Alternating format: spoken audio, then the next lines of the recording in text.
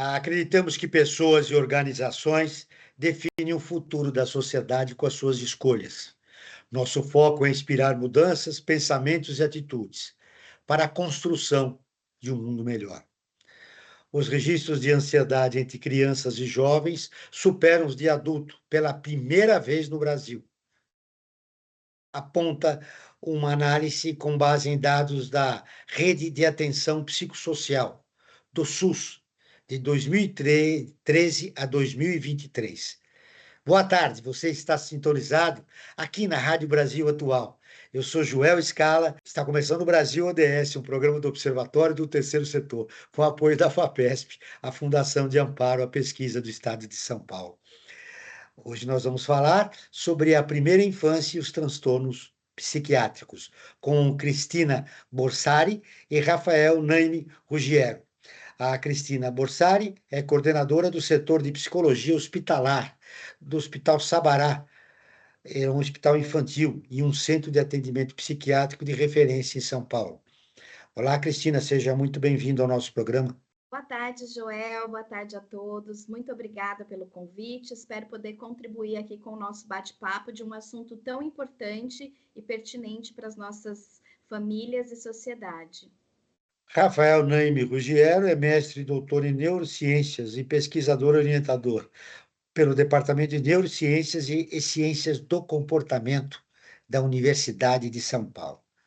Seja muito bem-vindo ao programa, Rafael. Muito obrigado, Joel. Boa tarde a todos, boa tarde a todos os ouvintes. É com muito prazer que eu aceito esse convite para estar aqui falando um pouco sobre ciência e neurociência aqui com vocês. Um estudo realizado na Faculdade de Medicina de Ribeirão Preto, da Universidade de São Paulo, com apoio da FAPESP, mostra que perturbações cerebrais na infância podem causar transtornos psiquiátricos na vida adulta. Bom, eu queria começar com você, Cristina. O que são transtornos psiquiátricos? Bom, os transtornos psiquiátricos normalmente são caracterizados como uma doença, né? Se a gente pegar um leque abrangente de dificuldades que a criança ou o adulto enfrentam em estar inserido na sociedade, atrapalha as questões relacionadas muitas vezes a funções executivas, né? Pensamento, memória, linguagem, né? A gente tem um leque muito grande quando a gente fala em transtornos psiquiátricos.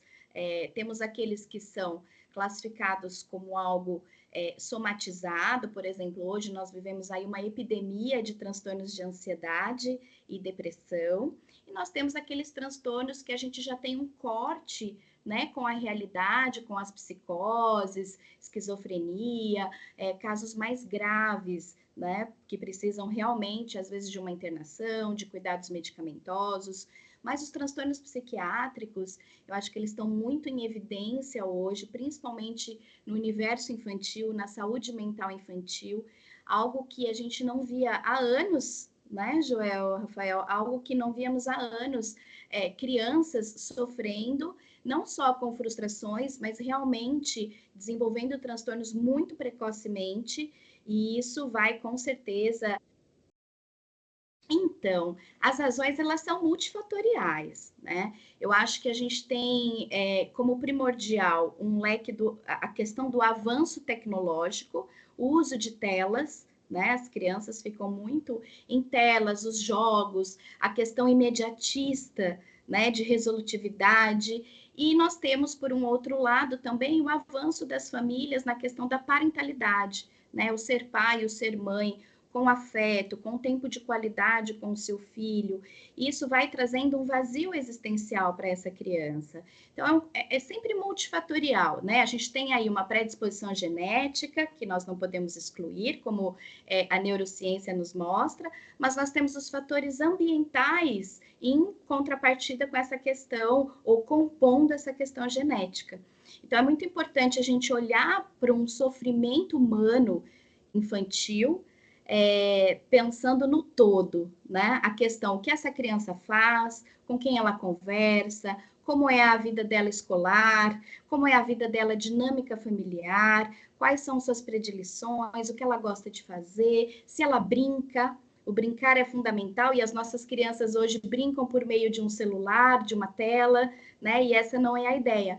Então, nosso cérebro, ele vem sofrendo as consequências dessa mudança da vida moderna.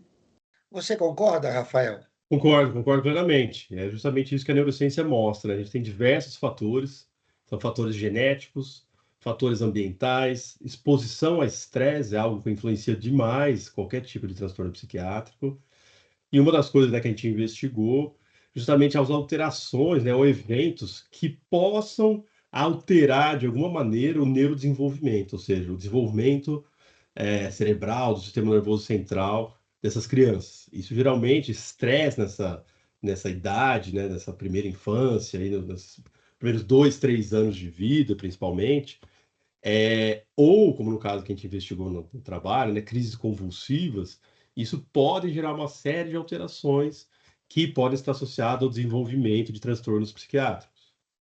Uma coisa que é interessante também, complementando o que a minha colega falou, é justamente também o quanto o nosso cérebro foi moldado evolutivamente para lidar com alguns padrões ou com alguns problemas ambientais que hoje em dia é muito diferente. Hoje em dia a gente está preocupado com o aquecimento global, a gente está preocupado em lidar com uma cidade de 1 milhão de habitantes, avião caindo, tem uma série de consequências que o nosso cérebro, que se desenvolveu lá, né, há milhões de anos atrás, ou milhares de anos atrás, lidava com coisas muito mais simples. A própria noção de grupo era um grupo de dezenas, centenas de pessoas, né, quando a gente lidava com isso. Hoje em dia a gente vive uma cidade, né, onde a gente tem antagonismo político, né, crises, a pandemia acontecendo. Então isso também é um dos fatores que nós neurocientistas interpretamos como Esses algo que são os pode... desafios, né, da sociedade moderna, né, que levam o nosso Exatamente. cérebro a focar, se sair da sua própria, digamos, da sua própria natureza. Foi isso que te Uhum. motivou o estudo? Diversas motivações. Essa é uma motivação de base, eu acho que está sempre presente, a gente tentar entender. Outra motivação é a gente entender, né? O meu trabalho ele vai muito no sentido de tentar entender os mecanismos que estão associados às crises durante essa primeira infância, né? Durante esse desenvolvimento, e como que essas crises podem gerar alterações no funcionamento do cérebro que estão associadas ao desenvolvimento de transtornos psiquiátricos. E uma das motivações nossas, porque assim, a gente sabe, isso já é bastante comum, durante esse período do desenvolvimento, as crianças, né, esse cérebro imaturo que está amadurecendo, ele tem muita excitabilidade. Ele é muito mais excitável do que um cérebro de adulto. E isso é importante justamente para essa criança ter neuroplasticidade. Por isso que a criança aprende rápido. A gente tem uma janela, por exemplo, de desenvolvimento, onde as crianças conseguem aprender uma língua e, né, reproduzir os fonemas de maneira exata como uma pessoa que nasceu naquele determinado país, por exemplo, japonês ou inglês ou qualquer que seja a língua. Depois de certo período, é muito difícil. Eu posso aprender japonês, mas eu sempre vou falar com um certo sotaque. As pessoas vão saber, olha, esse cara não é japonês. Né? Esse cara não fala inglês nativamente. Então a gente tem esse período do desenvolvimento do cérebro que é muito importante para essa plasticidade, tá? Mas ele está associado também a uma maior excitabilidade celular. O que é essa excitabilidade? Os neurônios, né, que são as células do cérebro, elas se comunicam através de mensageiros químicos. Elas precisam desses mensageiros químicos, que a gente chama de neurotransmissores. No cérebro em desenvolvimento, a gente tem mais neurotransmissão, mais mensageiro químico que gera excitação dos neurônios do que inibição. E a inibição é muito importante, porque se a gente não tem inibição, o cérebro sai fora do controle. E a gente tem crise epilética, outros tipos de problemas. E a gente vê essa associação nesse primeiro desenvolvimento, nesse desenvolvimento inicial da vida, os primeiros 2, 3 anos, a gente tem muita neuroplasticidade, mas ao mesmo tempo a gente tem um maior risco de ter crise epilética, de ter crise convulsiva, por diversos fatores. Tá? Isso é muito mais comum na primeira infância do que na vida adulta.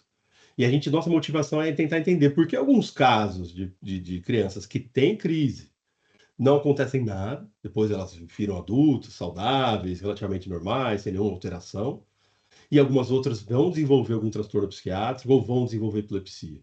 Essa foi a nossa maior motivação para estudar.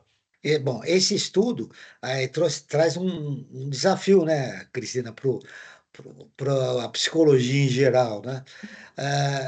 Você falou, a criança tem que voltar a brincar, mas ela hoje vive uma outra realidade. Os pais trabalham, ela vive um número de horas excessivo diante do computador, e ela vive uma realidade que deixa ela num estado de solidão a maior parte do tempo. Que cuidado? O pai que está nos ouvindo fala, bom, tem um estudo, eu já fico alarmado. Como é que eu posso evitar que meu filho acabe tendo transtornos, né, psiquiátricos? Eu acho importante, queria contribuir um pouquinho com a fala do Rafael e já lhe respondo, Joel. Mas eu acredito que o Rafael trouxe, né, essa questão quando a gente fala sobre estresse, a gente tem algo que é muito importante no nosso organismo, que é o cortisol, né? Uma criança em estado estressor, com um agente estressor, ela libera muito esse cortisol.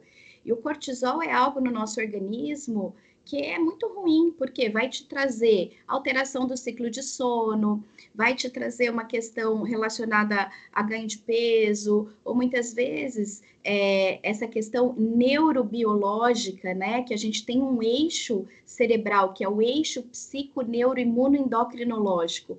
Quando a gente altera esse eixo por meio de qualquer fator que está desequilibrado no nosso organismo, começam a aparecer as questões comportamentais, a alteração da rotina. Então, acho que complementar um pouco que a neurociência, né, as questões que estão dentro do nosso cérebro, os neurotransmissores, o impulso nervoso, os hormônios, né, eles são secretados diante dessas alterações do ambiente, muitas vezes, e isso vai virando uma somatização. Então, cabe muito essa resposta, Joel, do que podemos fazer, né, se sabemos o caminho. Acredito muito que hoje não tem como a gente retroceder à vida anterior sem a modernidade, sem o computador, sem as telas, né, sem o imediatismo, esse bombardeio de informações na televisão, de acidente, de vulnerabilidade social, muitas vezes. O que a gente precisa ter como premissa básica? O afeto. O afeto, ele é um poderoso componente do desenvolvimento infantil. Então, uma criança em desamparo afetivo é uma criança que vai desenvolver algum trauma, vai desenvolver algum transtorno psiquiátrico, ela está mais suscetível a ter dificuldades na adolescência e na fase adulta. O que é esse afeto, né? O afeto é aquele tempo que o pai e uma mãe demonstram importância da vida daquela criança, seja numa primeira infância, enquanto bebê, né? Ali o papel principal de uma mãe no amamentar, no alimentar o seu filho, no brincar com o seu bebê, o pai exercendo esse papel também, né, junto a essa criação. E quando a criança ela começa a introdução na vida escolar, é preciso a gente não passar essa responsabilidade muitas vezes por uma escola, né? É sempre um papel em conjunto. O pai, a mãe, a escola, a sociedade, e é preciso pensar nesse afeto que é dispensado. O que seria o afeto? O afeto é aquela doação que você tem para com o seu filho, de cuidado, de interesse pela vida dele, de conversa, de diálogo, o brincar, o sentar no chão. Ele não precisa ser exaustivo, ele não precisa ser frequente, diário, mas ele precisa existir. Né? Aquela criança precisa entender que a vida dela é importante, né, para os seus pais, para a escola, que ela precisa trazer o contexto dela da escola, seja de alegria, de tristeza, de frustrações, mas é isso. Então, quando a gente fala na parentalidade consciente, Pelo que você está falando, nós temos dois ambientes distintos, uma na escola e outro na família, né? Qual é o papel da família nessa construção desse afeto que você está mencionando? O papel da família, ele é primordial no sentido de participar da vida escolar da criança. Acho que semana passada eu ouvi um pediatra no hospital falar assim, né? Como que eu identifico que a criança está em sofrimento, né? A gente estava discutindo sobre isso. Como que a criança chega no meu consultório e identifica um sofrimento? E ele me disse, é o rendimento escolar. Então, a criança ela começa a demonstrar um sofrimento, um desamparo afetivo no ambiente escolar, com rendimento de notas, isolamento social, ou dificuldade, agressividade, irritabilidade, né? Então, o comportamento da criança ele é alterado dentro da escola. E aí cabe à família, né? Essa comunicação, essa participação junto ao professor, à coordenação, entender o universo dessa criança, o que está acontecendo.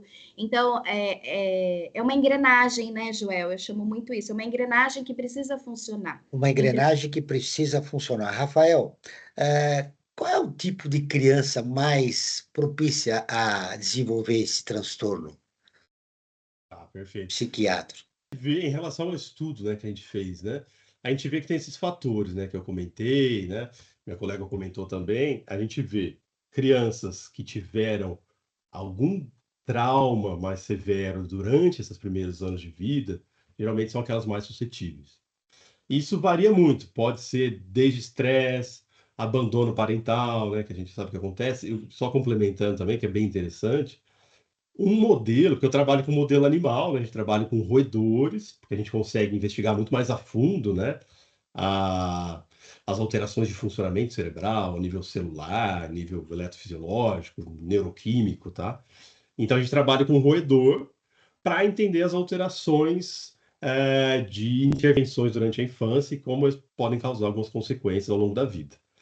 E tem um dos modelos, a gente não utiliza muito, mas é um modelo clássico na neurociência, de você privar ou reduzir o animal, do cuidado materno.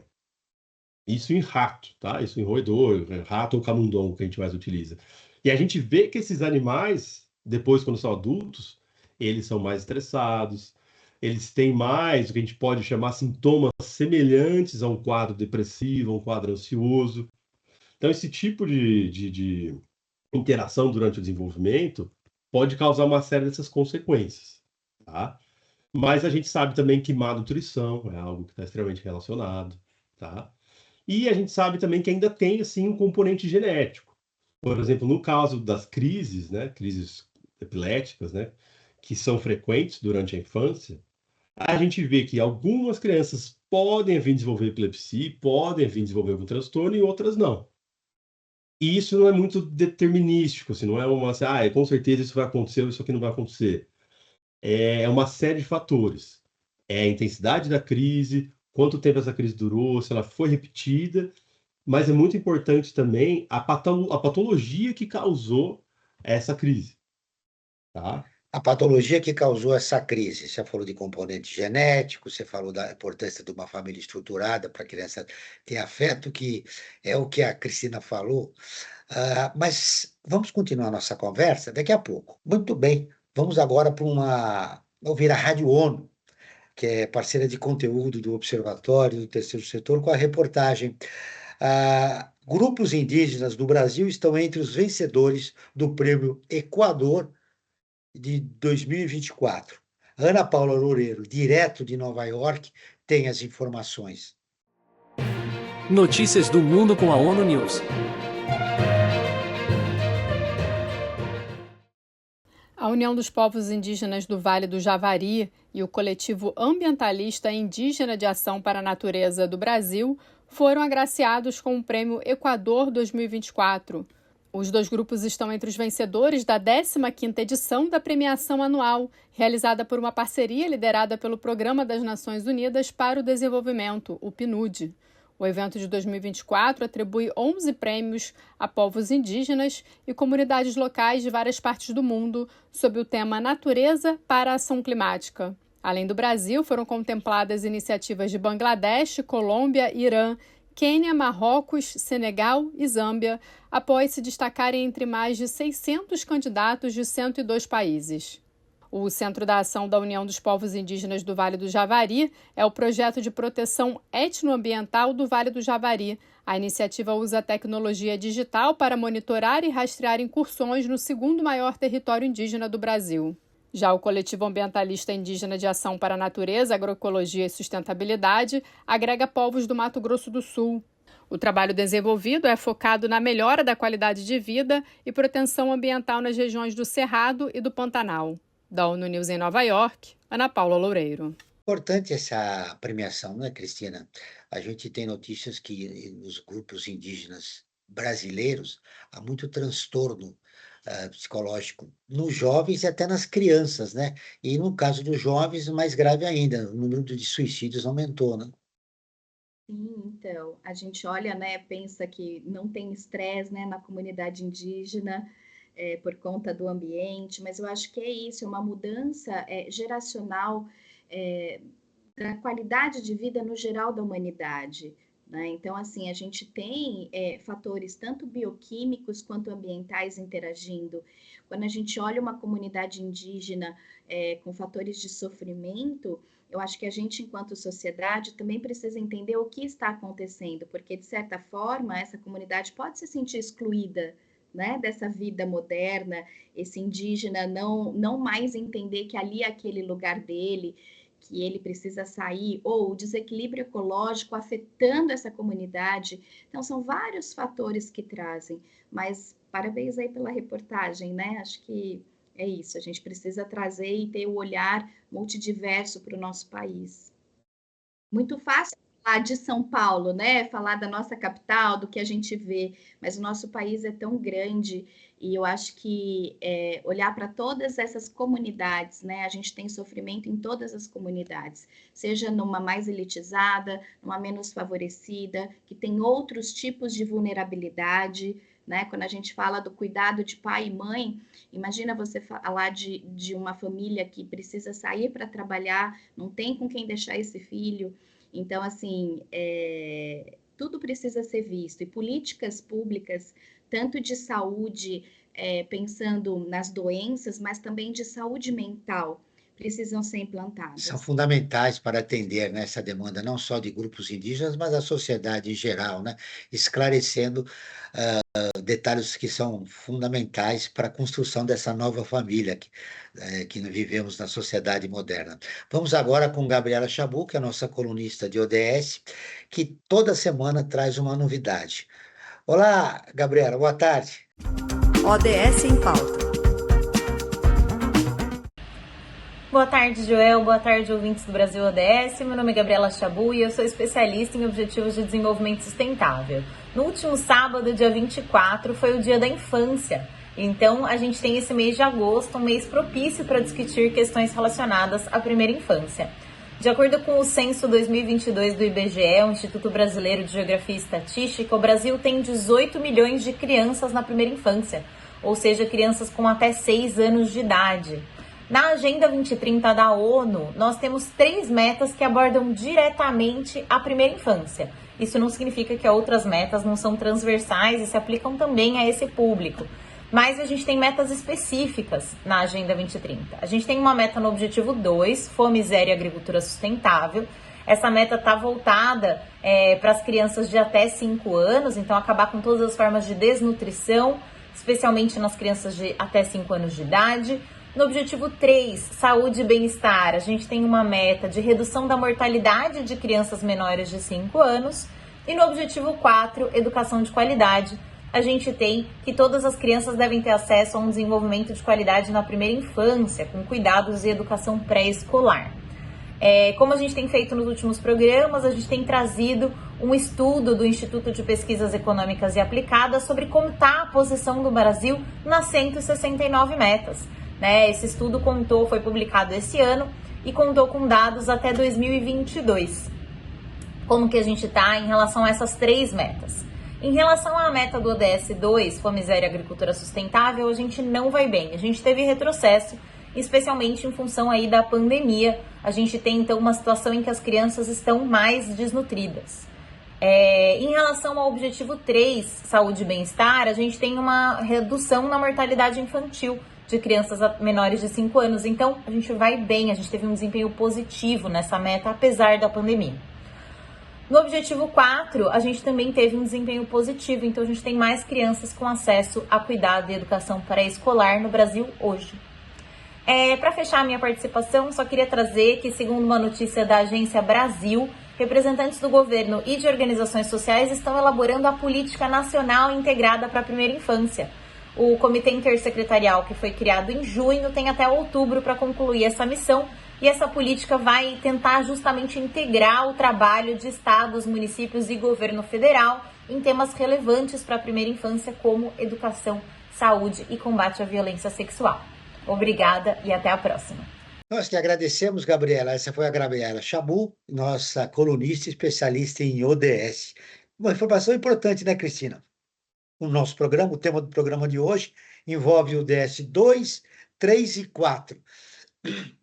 Rafael, as notícias a respeito do retrocesso no 2 preocupam, e você já tinha observado nos teus estudos, a partir da constatação que vocês fizeram. Quanto tempo demorou o teu estudo, Rafael? Olha, ele foi um estudo que durou um tempo considerável, ele foi mais ou menos uns 5 anos esse estudo. 5 anos de estudos, 5 né? anos. E de lá para cá, nós não cumprimos o ODS 2 e ele teve um retrocesso. Uhum. Isso significa que podemos ter um aumento de transtornos, né, em relação às crianças brasileiras, né? Sim, exatamente, porque como a gente disse, a Cristina disse também, a ideia é justamente que para você ter uma infância adequada, você precisa de alguns preceitos básicos, né? Uma boa nutrição, uma educação adequada, não ter tanto estresse. A gente está falando de estresse de maneira geral, mas a gente pode, né, exemplificar aqui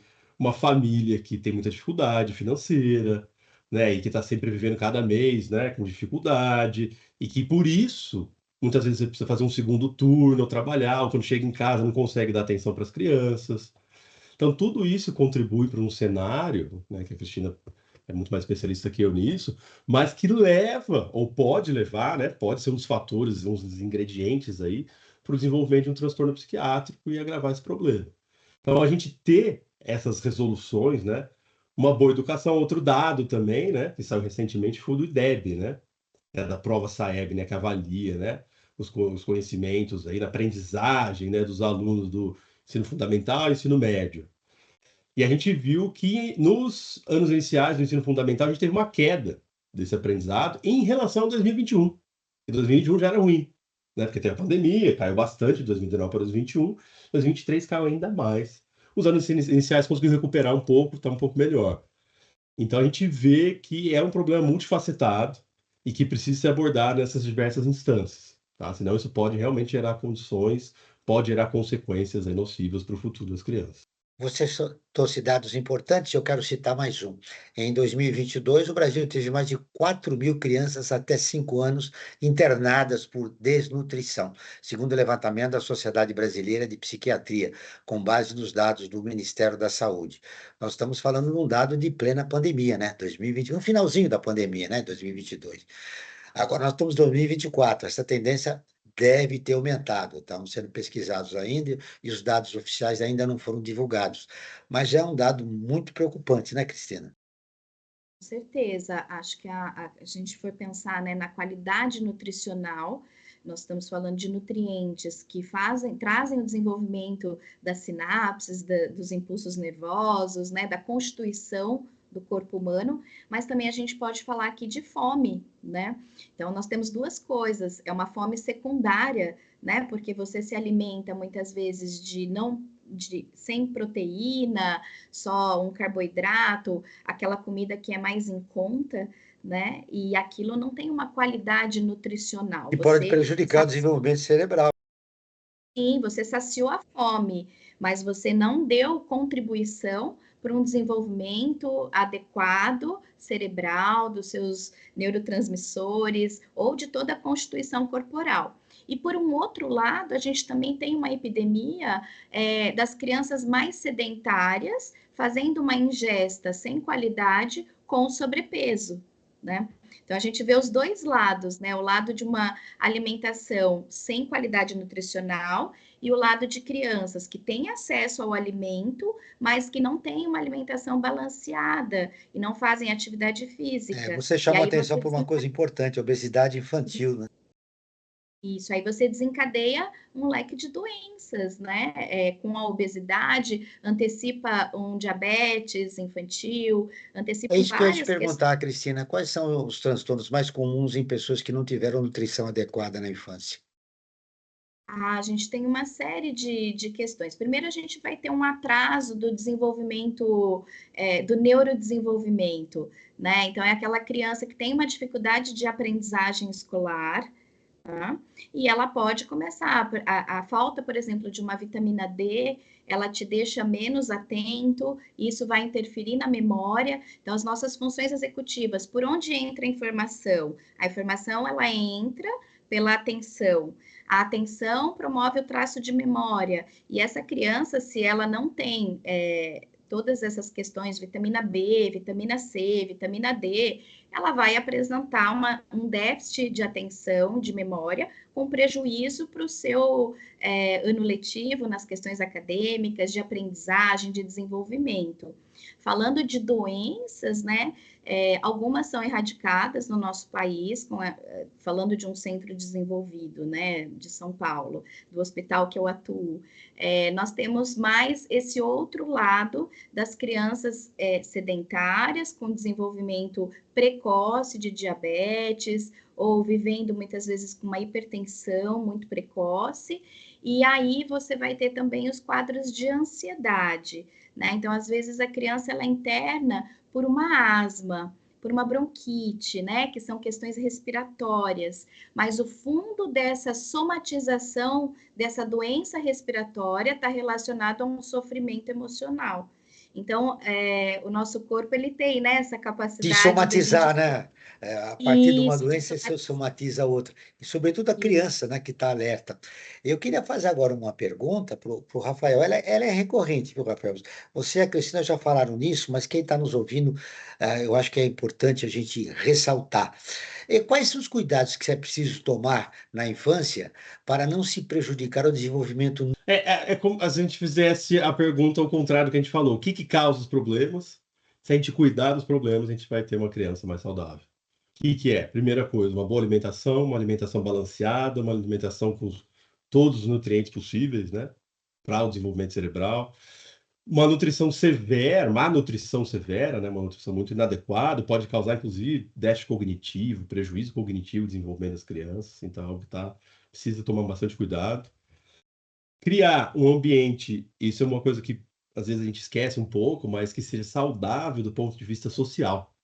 As crianças precisam interagir com adultos e com outras crianças. Elas precisam interagir a partir de uma certa idade, precisam ter um ambiente saudável, frequentar a escola para conseguir, né, desenvolver essa rede de amizade, interagir com outras crianças, isso é muito importante. Um outro aspecto é aquilo que a gente falou já, né? Que seria o cuidado da família, o amor da família, né? Mostrar que acolhe essa criança, que respeita essa criança, que ela tem um lugar onde ela se sente protegida, é muito importante para a criança se sentir protegida. Que a criança, né, no ser humano, eu sou biólogo, né? Então eu tenho sempre um ponto de vista evolutivo sobre as coisas.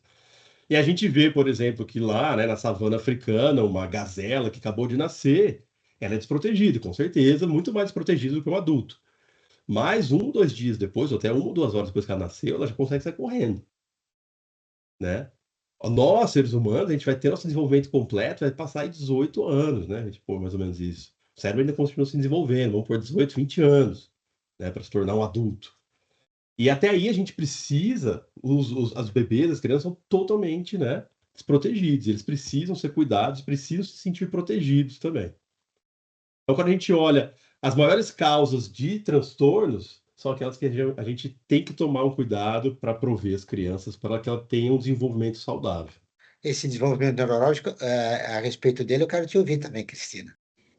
Eu acho que eu vou só complementar, que o Rafael foi brilhante aí na explicação. Eu acho que a gente tem a questão do combo, né? O brincar com seus pares, né? A criança, ela tem essa janela de oportunidades de receber estímulos e se desenvolver a partir desses estímulos. Então, quando ela brinca, ela fantasia e ela vive sobre regras da brincadeira com outra criança ou outras crianças num grupo, e isso é super importante para o desenvolvimento neurológico, né? É a partir daí que ela vai aprendendo. Então, quando a gente olha, o brincar é importante, o brincar com seus pares é importante demais para o desenvolvimento, e a questão, eu acrescentaria a qualidade do sono. Hoje a gente tem muitos estudos falando sobre o quanto um sono de qualidade, sem interrupções, né, um sono profundo, que é aquele sono REM, né, que a gente fala, é quando a gente também descansa essa capacidade de pensamento neurológico, e aí você é como se desse assim um descanso, recarregou para você acordar mais um dia e ter esse aprendizado. Então hoje as crianças elas dormem com o celular do lado, brincando no celular, o que é um erro, né? Acho que a gente pode falar sobre isso. Isso traz consequências negativas para distúrbios emocionais e cerebrais. A gente não pode estimular o cérebro antes de adormecer. A gente precisa ter um ritual de passagem para esse momento do sono, né? Então, qual seria esse ritual de passagem?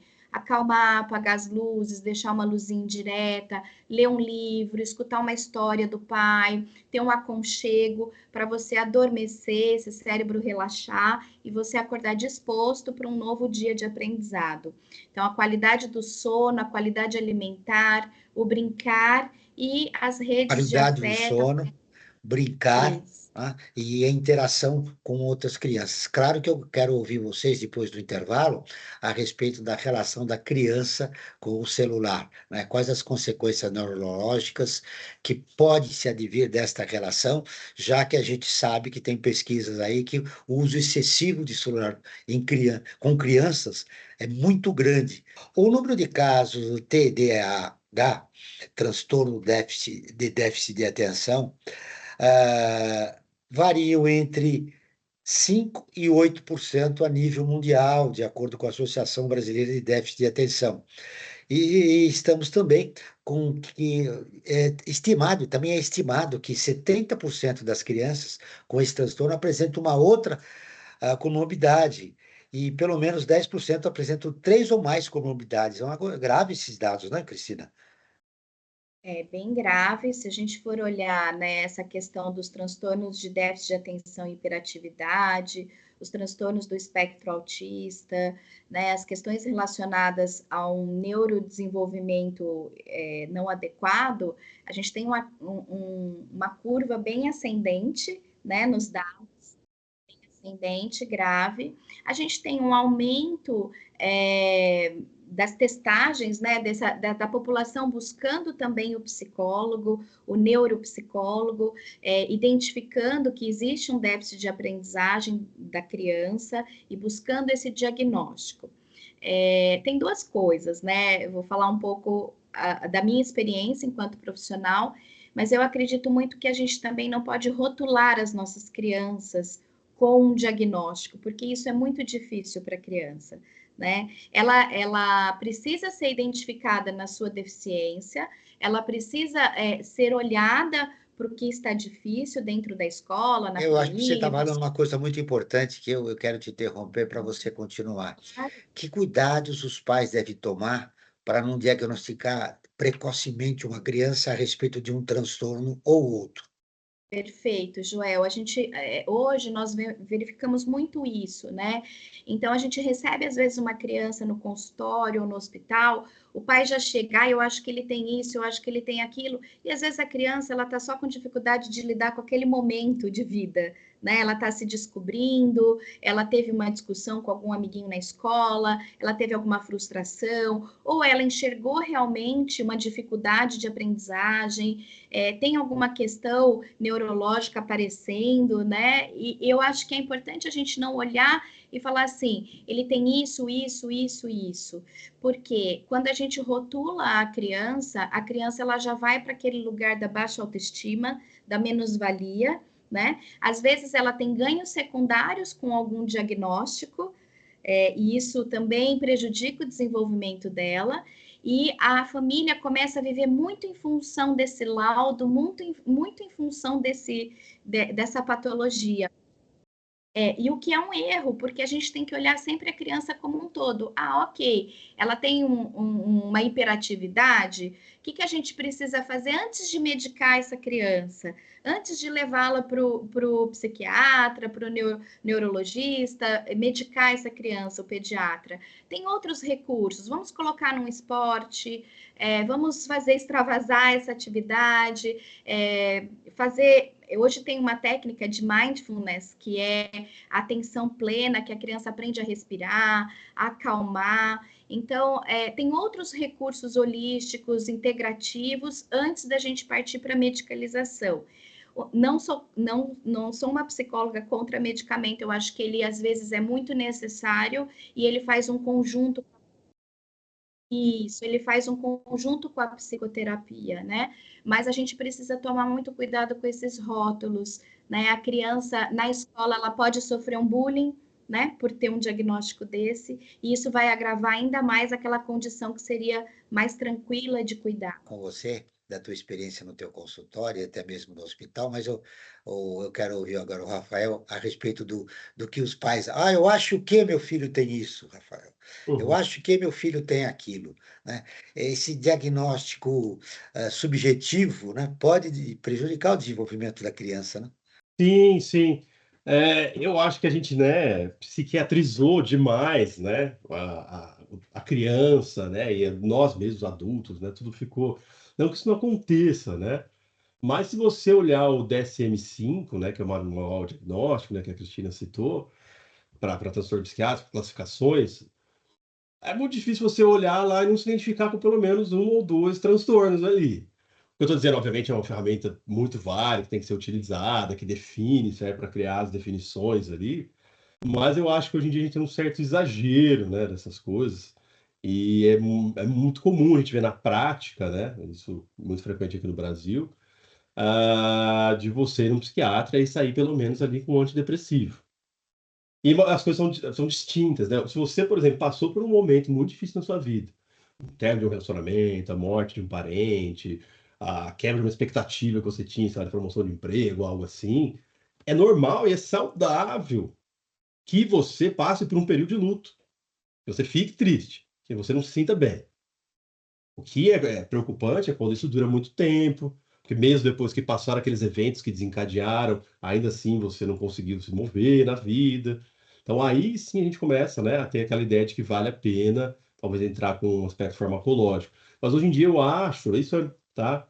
Precisa ver se tem alguma pesquisa citando isso de uma maneira mais formal, mas pelo que eu vejo, assim, né, do dia a dia, é bastante comum ser receitado, principalmente antidepressivo, em casos, assim, que talvez uma psicoterapia ou até, né, melhorar alguns hábitos, como sono, fazer atividade física, é outro ponto que a gente citou pouco aqui.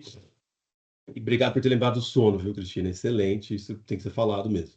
Na neurociência, a gente vê que o sono é fundamental, tanto para criança quanto para adulto. Se você não tem um sono bom, você vai ter uma série de comorbidades, isso já está demonstrado.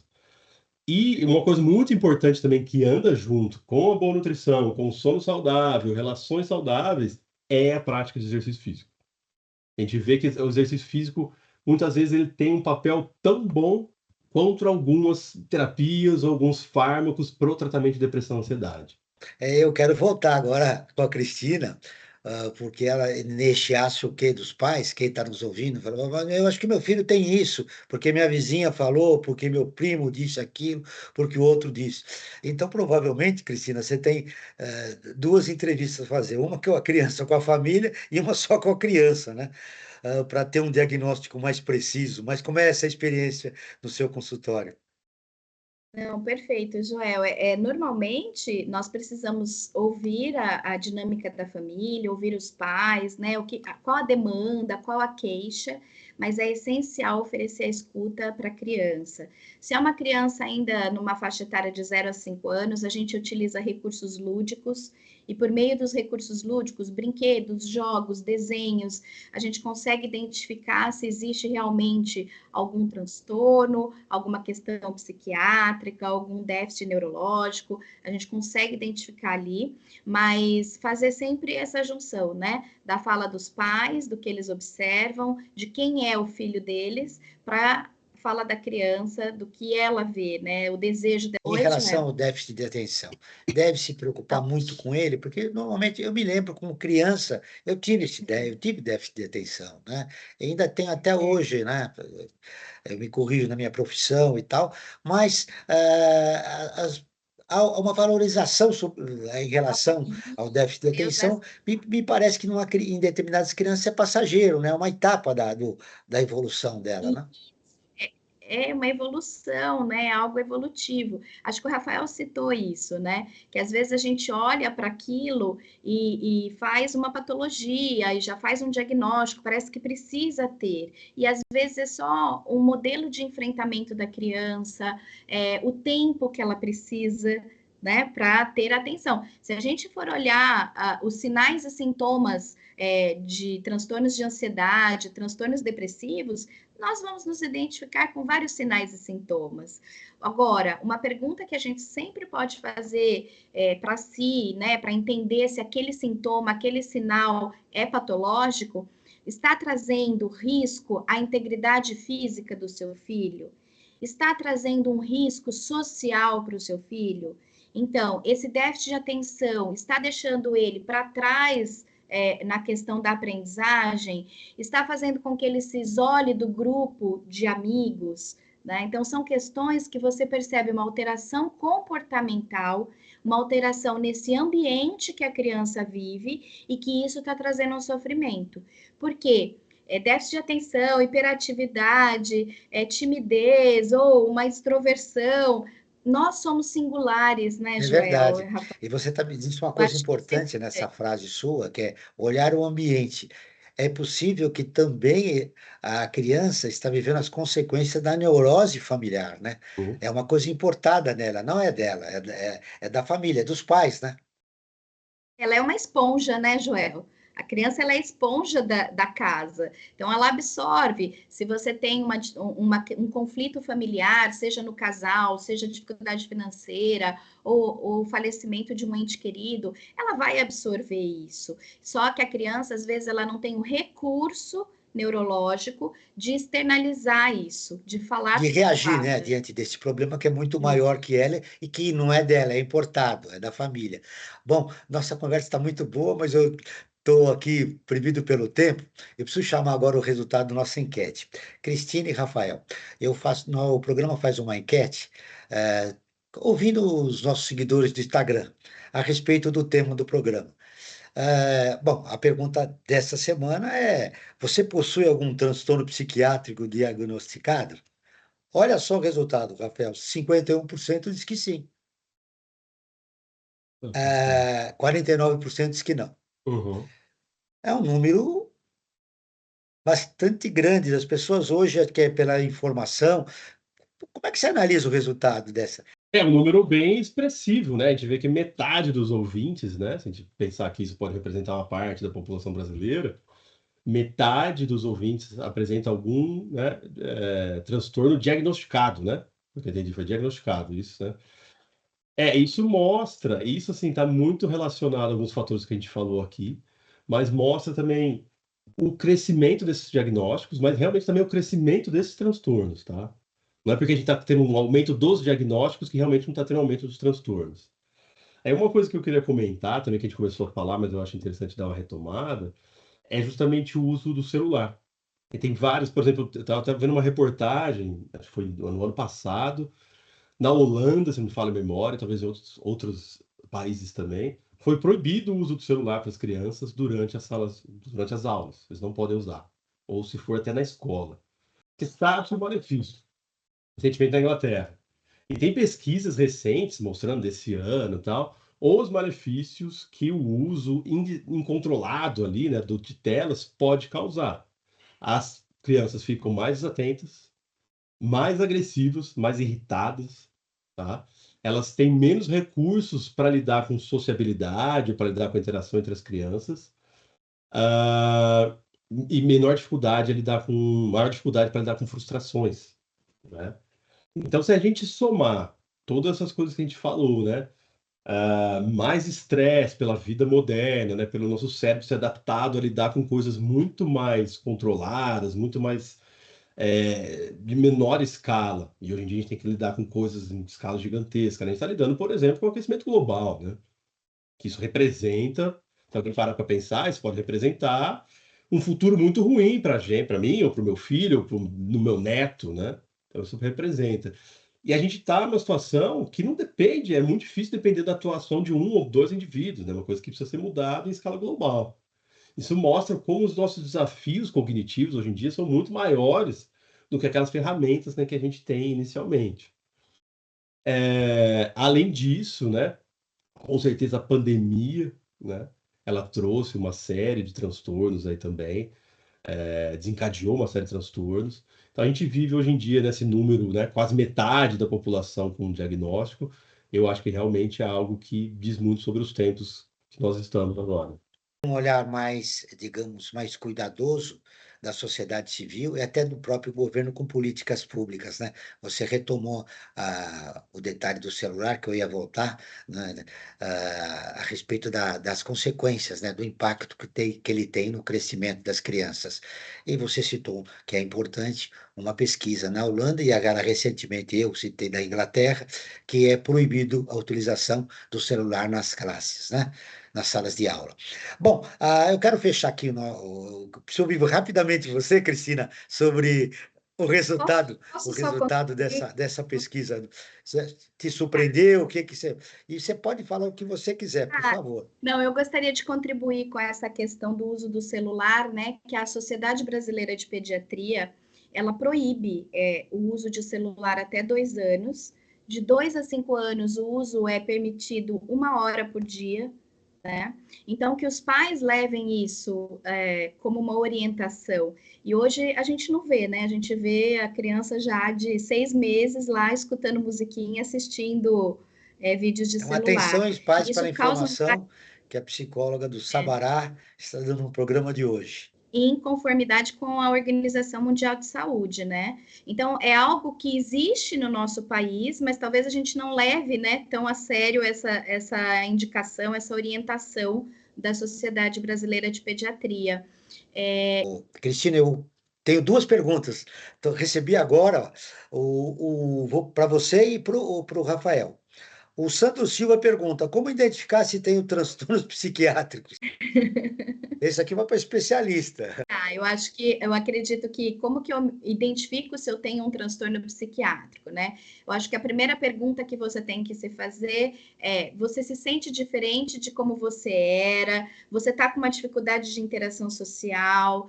Você tem alguma alteração do seu ciclo de sono? Porque, assim, a ansiedade, a depressão, elas vão alterar o ciclo de sono, vai trazer uma insônia ou vai dormir demais, alteração de apetite, eu estou me isolando, eu não consigo interagir com as pessoas, no trabalho meu rendimento está ruim, na faculdade eu não consigo me concentrar. Então, eu tenho alterações comportamentais que estão me trazendo essa percepção de que algo não está bem e buscar uma ajuda profissional.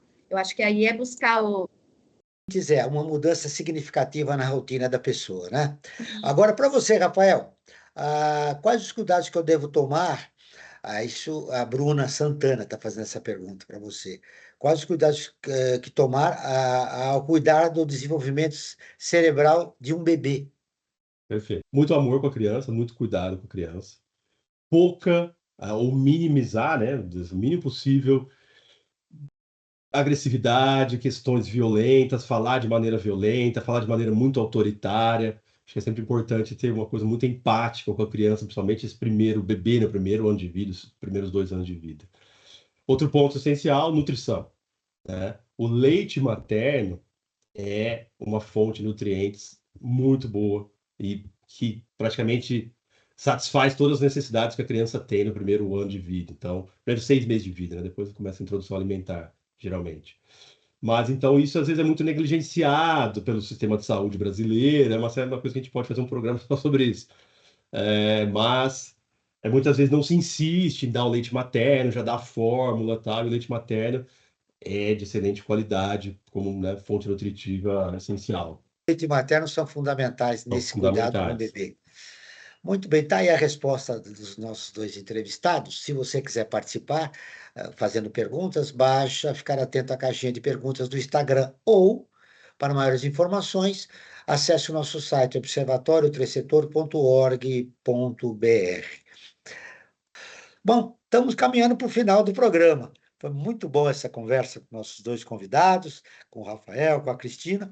E eu queria fazer uma pergunta final para vocês, né? O que mais importante vocês gostariam de deixar registrado a respeito do tema do nosso programa, né? A primeira infância e os transtornos psiquiátricos, transtornos mentais, né? Que acontecem em muitas crianças aqui no nosso país, motivadas por N situações como essa, por exemplo, de crianças da população de baixa renda. Rafael, suas conclusões finais. Obrigado, Joel. Eu acho que o principal é investir nesse cuidado da primeira infância é essencial para a gente ter uma sociedade saudável no futuro. Esse é o principal ponto. Então, não deve se poupar esforços de investimento tanto por parte dos pais, dos cuidadores, mas também do governo para garantir isso. Suas conclusões finais, que de mais importantes você gostaria de registrar para a gente fechar o programa? Eu gostaria de agradecer, né, esse bate-papo. Eu acho que a gente aprende, né, mais do que traz informação. Mas o fundamental é a gente pensar que a criança, ela é o futuro da nossa sociedade, né? Então, a gente olhar para a criança, pensar nesse desenvolvimento saudável, adequado, nós estamos promovendo uma sociedade mais saudável, mais feliz. Cada pai, cada cuidador, cada professor, cada ouvinte aqui do nosso programa vai poder olhar para sua criança em casa e entendê-la, dar aquele momento de escuta, de afeto, de aconchego. O diálogo é muito importante e a gente sabe que se tem alguma coisa que não está legal, sempre recorrer a buscar ajuda profissional é importante, e para tudo a gente vai ter uma solução, uma resposta, um tratamento, né? A gente não pode se envaidecer na culpa, né? Muitas vezes os pais carregam a culpa por algo que não está bem com seu filho. E, na verdade, a busca pelo profissional vai te trazer essa orientação de como lidar com tudo isso e de como promover, né, uma neuroplasticidade mais adequada, um desenvolvimento infantil adequado para um adulto feliz. E evitar um diagnóstico precoce que pode prejudicar a formação da criança. Ponto final em mais uma edição do Brasil ODS, que tem o apoio da FAPESP, a Fundação de Amparo à Pesquisa do Estado de São Paulo. Eu agradeço a participação de Cristina Borsari, coordenadora do setor de psicologia do Hospital Sabará, Hospital Infantil Sabará de São Paulo. A Rafael Naime Ruggiero, doutor em neurociências e pesquisador do Departamento de Ciências do Comportamento da Universidade de São Paulo. Não esqueça de seguir o Observatório nas suas redes sociais. Basta procurar o Observatório 3 Setor no Instagram e no Facebook. Na próxima terça-feira, ouça o nosso programa Perspectiva, sempre com assuntos importantes da atualidade e do terceiro setor. E ficamos por aqui, sempre na luta por uma sociedade mais justa, solidária, sustentável e tolerante. Até o próximo programa.